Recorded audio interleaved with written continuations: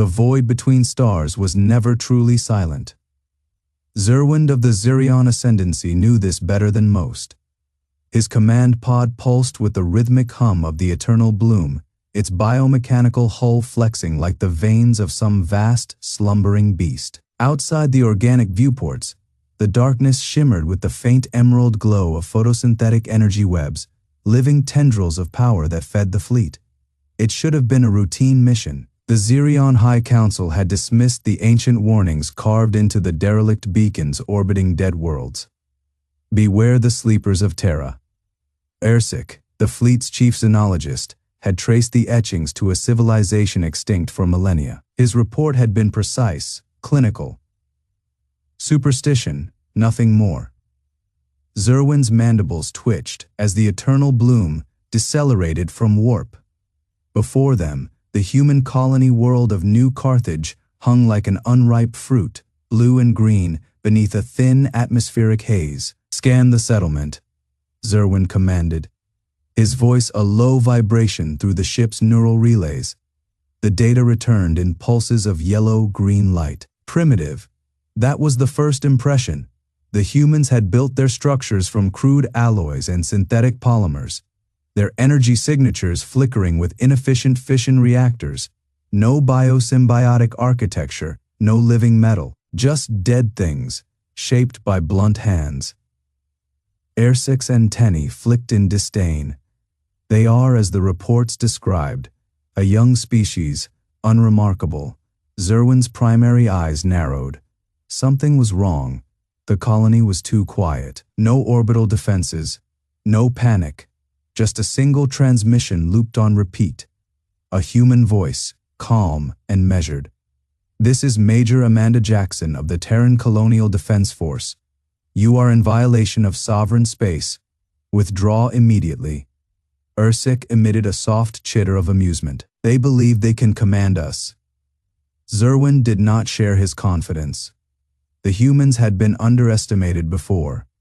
The Seventh Fleet had vanished near their border worlds a decade prior. No wreckage, no signals, just silence. "Deploy the harvesters," Xerwind ordered, "but keep the bloom at high anchor. Ready the pulse cannons?" Below, the first wave of Xerion drop. Pods descended, sleek, seed, like vessels that bloomed open upon impact, releasing warrior drones. Their chitinous limbs gleamed under the alien sun as they advanced. Then the ground moved. Hidden hatches slid open. Human soldiers emerged, not in panic, not in fear, but in perfect, terrible synchronization. Their armor was matte black, absorbing the light rather than reflecting it. No insignia, no unit markings, just the faintest glint of optics behind visors. Corporal Adam Webb exhaled slowly inside his helmet. His HUD painted the advancing Xerion in cold, clinical detail. Biological signatures, weak points, kill zones. The humans didn't fire first. They waited. Ersic's mandibles parted in disbelief. They mean to fight with those weapons. Xerwind's blood ran cold. The humans weren't holding rifles. They were holding cables. Thick black cords that snaked back into the earth behind them. Then the sky screamed. From beneath the colony's surface, something awoke. A sound like a dying star ripped through the atmosphere as colossal electromagnetic coils, buried deep beneath the soil, powered to life. The cables in the soldiers' hands thrummed, and the very air itself warped. Ersic's last transmission was a burst of static, then a voice. Human, whispering through the bloom's neural relays. "You should have listened to the beacons." Then the stars went dark, and the 10th Fleet died. Section Phi, Silentium Colony. Surface scan. The bloom of first conquest hung in the void, like a malignant seed pod, its organic hull pulsing with the slow, rhythmic glow of Xerion bio-energy. Inside the command nexus, High Commander Xerwind watched the tactical feed with mounting unease. The colony below, Silentium, the humans called it, was supposed to be a soft target, a fledgling settlement, barely a decade old, clinging to the edge of a dead star's corpse. yet the surface scans made no sense. Ursek, the chief xenologist, adjusted his neural interface, mandibles twitching in agitation. His tendril-like fingers danced across the holographic display, pulling up the same impossible readings again and again. No thermal signatures, no energy spikes, no movement. Only the structures remained, low, bunker-like buildings half buried in the rust-colored soil, their surfaces unnervingly smooth. No defensive emplacements, no shield generators, no signs of life at all. "High Commander," Ursek finally said, his voice a whisper of biostatic through the neural chorus. "The colony is empty." Xerwind's carapace prickled. That was wrong. The humans never abandoned their own. His tactical display flickered, showing the positions of the 10th Fleet 47 warships, their organic hulls gleaming like emerald teeth in the void. They had come expecting resistance. They had come expecting fear. Instead, there was only silence. "Deploy the Vorath," Xerwind commanded. The landing pods detached from the Bloom's underbelly, their descent smooth and soundless. Inside, the elite shock troops of the Xerion Dominion flexed their talons, their chitinous armor thrumming with anticipation. This would be a bloodless victory, a clean conquest. Then the first pod touched down. The moment its organic landing struts kissed the soil, the ground shivered. Ursek's neural feed flared with sudden, chaotic data. "High Commander," the scanners screamed. Beneath the colony, something moved. Not a machine, not a weapon, something alive. A vast subterranean lattice of coiled filaments, dormant until now, suddenly pulsed with energy. The reading spiked, impossibly spiked, as if the planet itself had just inhaled. Then the human soldiers appeared, not from the buildings. From beneath the earth, they rose from hidden trenches, their armor matte, black and seamless, their visors reflecting the sickly glow of the Xerion fleet above. They carried no rifles, no plasma casters, only thick, braided cables that trailed behind them, vanishing into the soil like umbilical cords. Ursek's mandibles parted in disbelief. They mean to fight with those weapons. Xerwind's blood ran cold, because he recognized those cables. They were not weapons. They were tethers. The humans weren't holding guns. They were holding leashes. Then the sky screamed. From deep beneath the colony something awoke. A sound like a dying star ripped through the atmosphere as colossal electromagnetic coils, buried far below the surface, powered to life. The cables in the soldiers' hands thrummed, and the very air itself warped. Ursek's neural feed dissolved into static. Then, through the chaos, a voice, human, whispered directly into the Bloom's neural relays. "You should have listened to the beacons." The last thing Xerwind saw before the stars went dark was the human soldiers smiling behind their visors. Then, the 10th Fleet died. Section Fae. The first ambush as the void between stars had never felt so heavy. Xerwind's command pod pulsed with the sickly yellow-green glow of emergency lighting, the Bloom's neural relays still flickering from the psychic backlash of whatever the humans had unleashed. His chitinous fingers trembled against the organic interface, the ship's living metal groaning beneath him like a wounded beast. This wasn't supposed to happen. The 10th Fleet, 10,000 vessels, each a masterpiece of Xerion bioengineering, had been reduced to wreckage in less than a single solar rotation. No warning, no mercy, just the humans standing there, holding their tethers, as if they had known exactly what would happen when they pulled. Ursek's voice crackled through the neural link, distorted by residual static. "High Commander, the energy signatures, they don't make sense." Xerwind forced himself to look. The colony below was gone. In its place yawned a crater, so vast it defied scale, its edges glowing with the same unnatural blue, white energy that had torn through the fleet. But it wasn't just destruction, it was precision. The humans had carved a perfect circle out of the planet's crust, as if they had measured the exact radius needed to annihilate every Xerion ship in orbit. And nothing more. No collateral damage, no wasted force, Just calculation. Xerwind's secondary heart spasmed. The beacons had warned of this. Ancient relics scattered across the galaxy, their warnings etched in dead languages. Beware the sleeping giants of Terra. The Xerion High Synod had dismissed them as superstition. Now he understood. The humans hadn't just fought them. They had baited them. On the surface, Major Amanda Jackson exhaled slowly, her breath fogging the inside of her visor. The electromagnetic coils beneath her boots hummed as they cooled. The tethers in her squad's hands now slack. Corporal Adam Webb let out a low whistle. Damn, that actually worked. Amanda didn't answer. She was too busy watching the sky.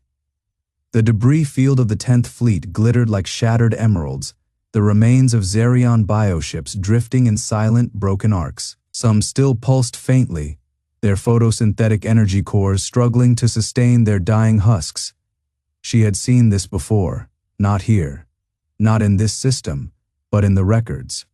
In the warnings, the beacons hadn't been meant for the Xerion.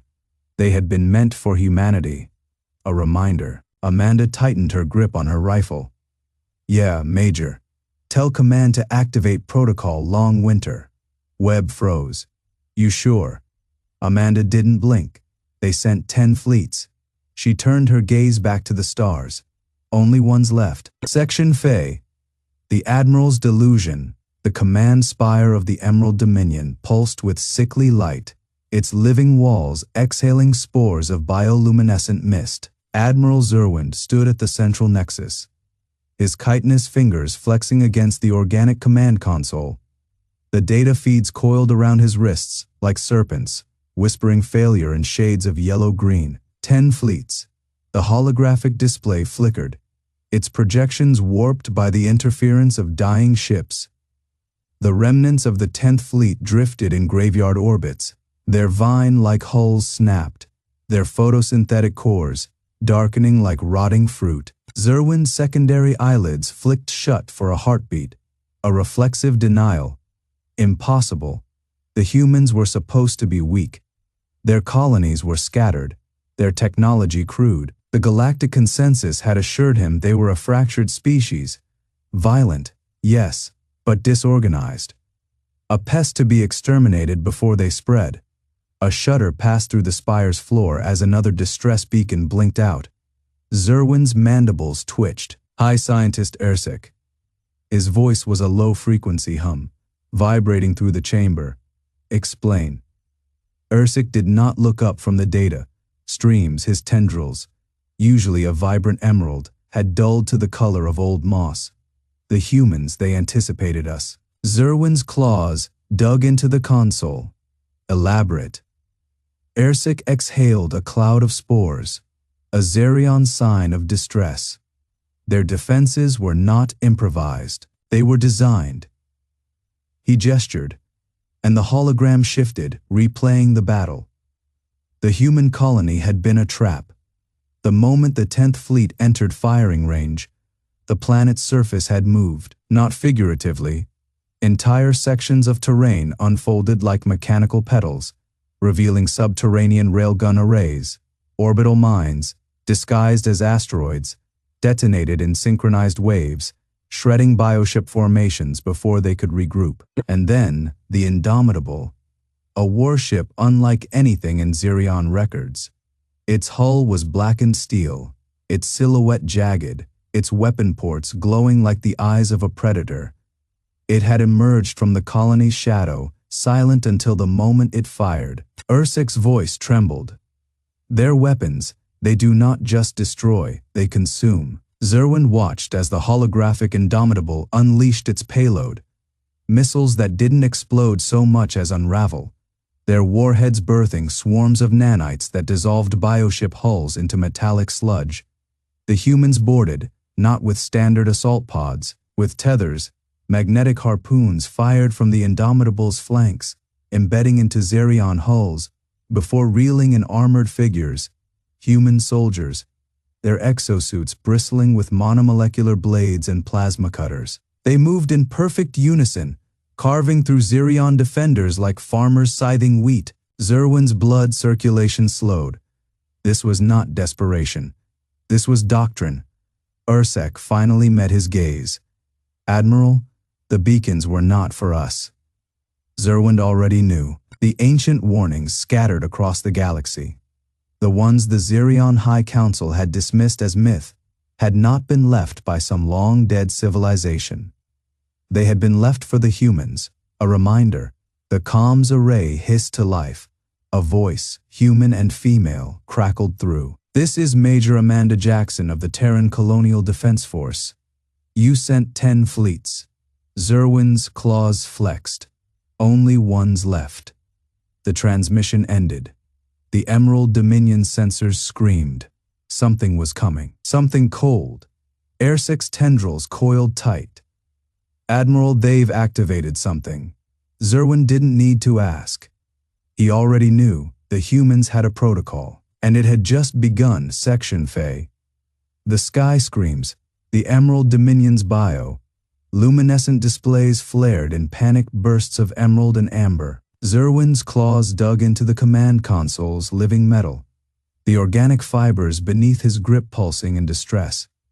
His secondary heart thrummed faster, flooding his veins with cold dread.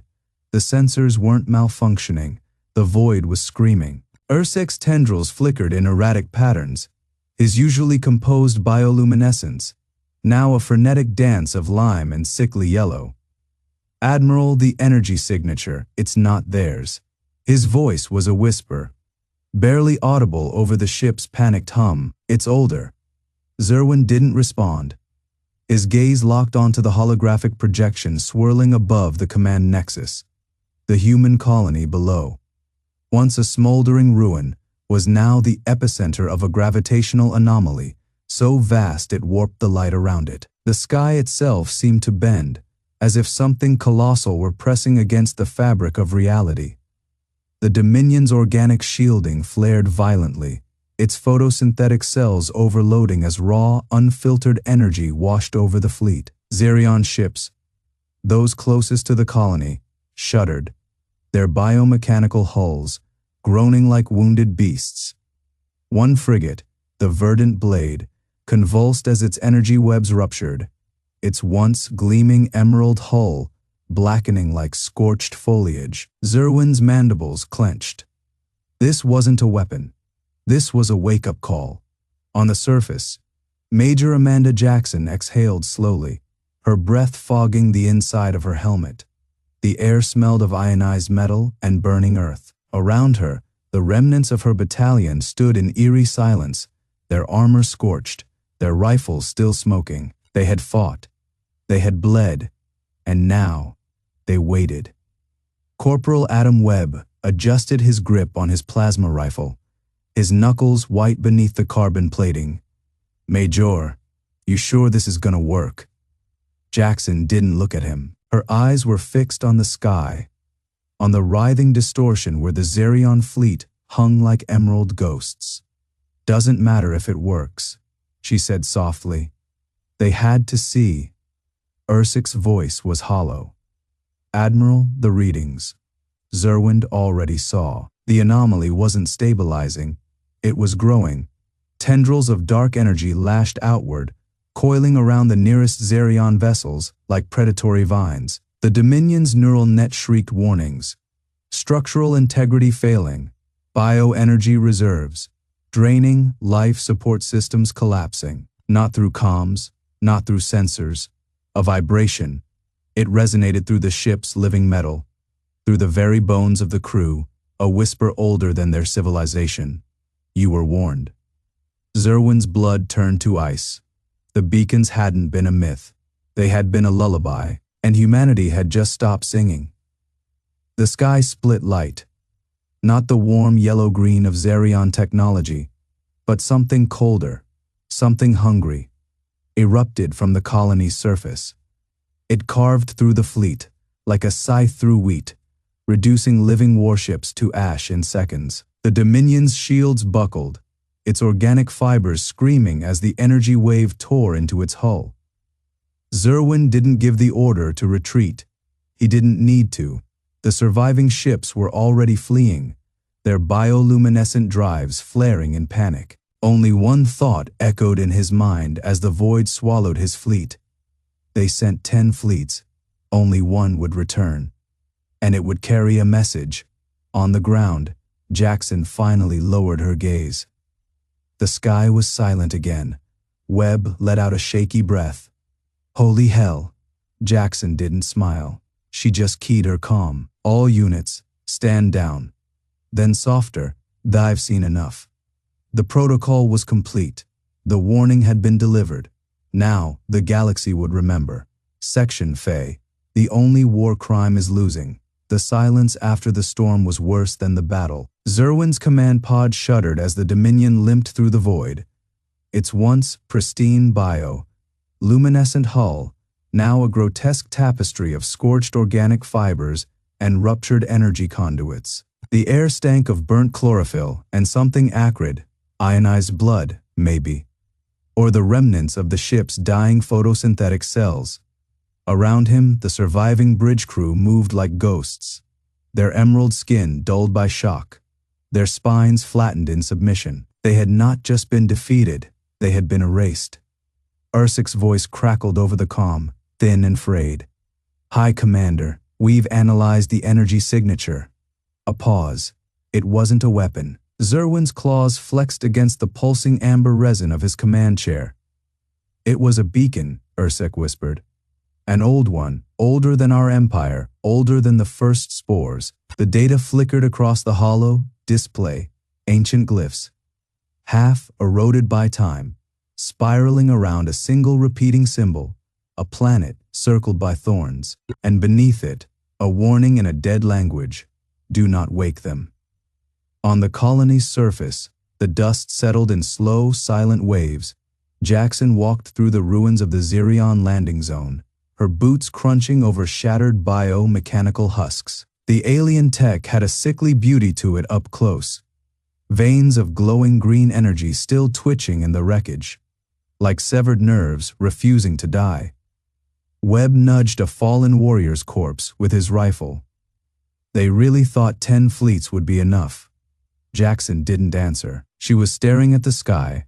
The beacon's activation had been a last resort, a protocol buried so deep in Earth's archives that most historians thought it was myth, a failsafe, a message, and now the message had been sent. Not just to the Xerion, to everyone. The Dominion surviving escorts flickered into view alongside it, their organic hulls weeping amber ichor. Xerwind's mandibles clenched. They had come to teach humanity fear. Instead, they had learned it. Ursek's voice trembled. The beacon. It wasn't just a weapon. It was a call. Xerwind turned. The scientist's frills flushed a sickly gray. To the others, the hollow display resolved into a star map, thousands of flickering points, scattered across the galaxy, all dormant, all waiting. And now, one by one, they were waking up. Jackson finally lowered her gaze from the stars. Pack it up, Webb, she said quietly. We're done here. The corporal hesitated. What about them? He jerked his chin at the retreating alien fleet. Jackson's smile was thin, cold. Let them run. She turned her back on the sky. Let them tell the story. Somewhere in the dark, an ancient signal repeated. We are awake now. Section Faye. Kess last stand. The Xerion flagship chorus of verdant dawn shuddered as its luminescent veins pulsed erratically, the rhythmic thrum of its photosynthetic heart faltering. Commander Xerwind stood motionless on the command dais, his emerald carapace reflecting the flickering amber warnings that bled across the organic view. Screen. The remnants of his fleet, once a proud armada of living warships, their hulls grown from symbiotic alloys, now drifted like crippled beasts in the void. Their once gleaming tendril, cannons hung limp, their energy webs dimmed to a sickly gray. Ursek's frills trembled as he parsed the data streaming through the neural interface. The tendrils woven into his skull twitched, feeding him the truth in jagged pulses. They had miscalculated. The beacon on Terra had not been a relic. It had been a trigger, and now the galaxy was answering. On the surface of HFY, the last Xerion stronghold burned.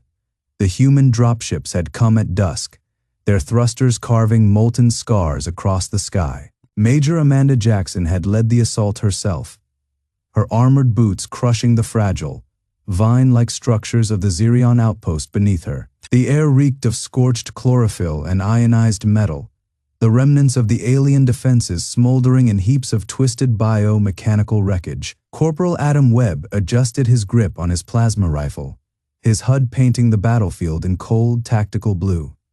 The Xerion were retreating, no fleeing, their once graceful forms now stumbling over the ruins of their own architecture. Their amber blood slicked the ground, glowing faintly in the smoke. Choked air. Jackson didn't give the order to fire. She didn't need to. The humans advanced, silent and relentless, their armored silhouettes cutting through the haze like specters. The Xerion had thought them weak, fragile, bound by crude, inefficient technology. They had been wrong. Xerwind's claws dug into the command console, the living metal yielding beneath his grip. The hollow display flickered, resolving into a star map, one that should have been impossible. Thousands of dormant signals, scattered across the galaxy, now pulsed in unison, activating. Ursik's voice was a whisper. They were never alone.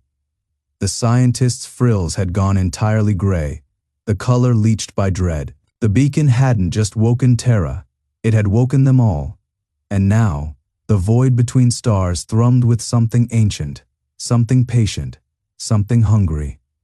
Jackson stood at the edge of the outpost, gazing up at the fractured sky. The Xerion fleet was in full retreat, their ships limping toward the system's edge, their once proud formations shattered. Webb stepped beside her, his helmet retracting with a hiss. "They're running," he muttered. Jackson didn't smile. Let them. Above them, the stars shimmered, not with the familiar cold light of distant suns, but with something else. Something alive.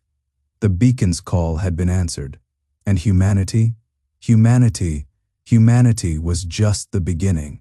Somewhere in the dark, an ancient signal repeated. "We are awake now. Section Faye. Debrief." The one that returned the Xerion flagship Verdant Maw limped through the void, its once pristine luminescent hull now a lattice of scars. The organic plating, usually pulsing with vibrant yellow-green energy, flickered erratically, its photosynthetic veins ruptured by weapons no living being should have possessed. The ship bled light into the dark. Inside the command nexus, Commander Xerwind stood motionless before the holographic debrief display, his frills pressed flat against his skull in permanent distress. The projection showed the battle, or what remained of it. Not a battle, a harvesting. 10 fleets had entered the Terran system. 1 returned. The footage played in fractured loops, human warships moving not with the rigid precision of programmed tactics, but with the fluid, predatory grace of a pack closing on wounded prey. Their weapons didn't just pierce. They unmade, beams of blackened light that dissolved Xerion hulls into rust and decay, projectiles that burrowed into living metal and hatched screaming, writhing things that ate their way out from within. The screen glitched. Ursik, standing at Xerwind's side, flinched as if struck. The moment the beacon's echo had rippled through the system, the moment the humans changed. Their ships had shuddered, their angular silhouettes warping, elongating, as if something beneath the hulls had stretched awake. And then, the feed dissolved into static. When it cleared, the Terran vessels were no longer alone. Shapes moved among them, vast, hungry. Ursik's claws trembled against the console. "They were never just soldiers," he whispered. "They were keepers." Xerwind's throat tightened. The humans had fought like cornered beasts. Yes. But that had been the distraction. The performance, the real horror had been what came after. When the stars themselves had blinked, on the Terran outpost below, Major Amanda Jackson watched the retreating Xerion fleet through the fractured lens of the atmosphere. The sky bled amber where their ships passed. the light catching on something vast and coiled, just beyond the visible spectrum. Corporal Webb exhaled sharply beside her. Thiel warned the others. Jackson's smile was a knife's edge. Let them. Above them, the beacon signal pulsed. Not in warning, not anymore. In invitation, the dark between stars was stirring. And humanity. Humanity held the door open. Section. Faye. Lyra's log, aftermath.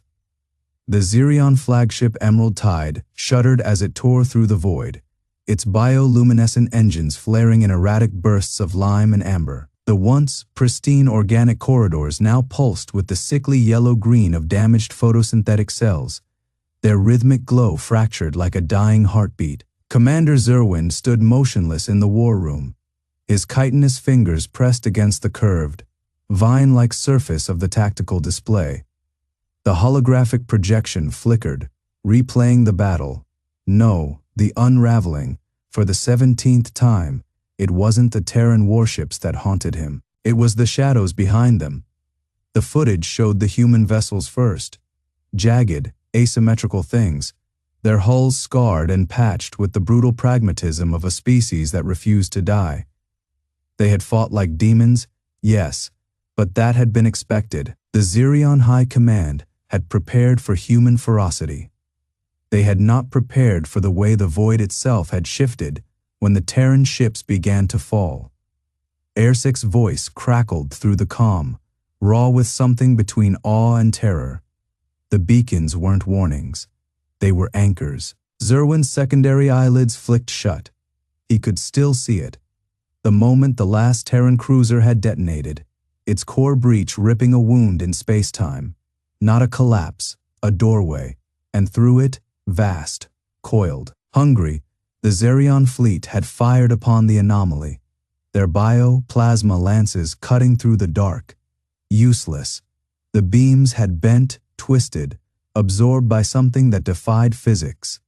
Then the screams had begun, not over comms, but inside the ships, crewmen clawing at their skulls as whispers slithered through the walls, vines of living metal shriveling as if drained. The scent of ozone and something older, something wet, flooding the ventilation. Xerwind had given the order to retreat. Only 1 in 3 ships had made it out. On the fractured Terran outpost below, Major Amanda Jackson knelt in the dust, her gloves peeling back from the cracked surface of an ancient beacon. The metal was cold under her fingers, its inscriptions worn smooth by time. Not human, not Xerion. Something older. Corporal Webb shifted beside her, his rifle still humming with residual heat. "They'll come back," he muttered. "With more. With worse." Jackson didn't look up. Let them. Above them, the sky was a wound. Amber light bled through the atmosphere where the Xerion fleet had fled. But beyond that, beyond the visible spectrum, something stirred. The beacon's pulse thrummed through the ground, no longer a warning cry, but a call. A vibration that resonated in the marrow. Webb swallowed hard. "You really think they'll listen?" Jackson's smile was a blade in the dark. "They already have." The stars watched, and somewhere, in the deep and the dark, something watched back. Epilogue, Galactic Newscast. The emergency broadcast pulsed across the quantum relays, flickering through 1,000 star systems in fractured, panicked transmissions. The Xerion High Council chambers, normally a place of serene vine, rapt deliberation, now thrummed with the sickly glow of distress beacons. The air smelled of scorched biocircuitry and something deeper, something like fear. Xerwind's remaining command pod had limped home with its hull split open, leaking atmosphere and coolant in frozen, glittering trails. The footage it carried was worse.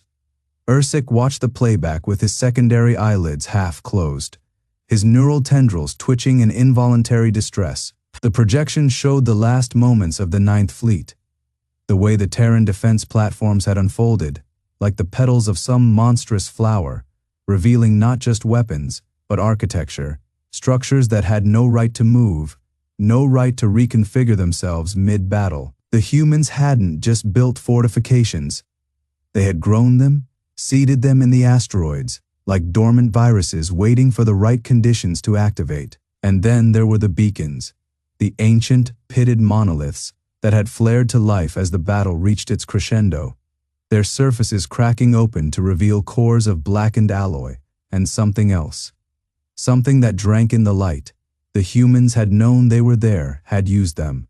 Ursic's mandibles clicked softly. The council around him was silent, their bioluminescent markings dimmed in shock. On screen, the final transmission from the Dawn's respite played out in grainy, shuddering frames.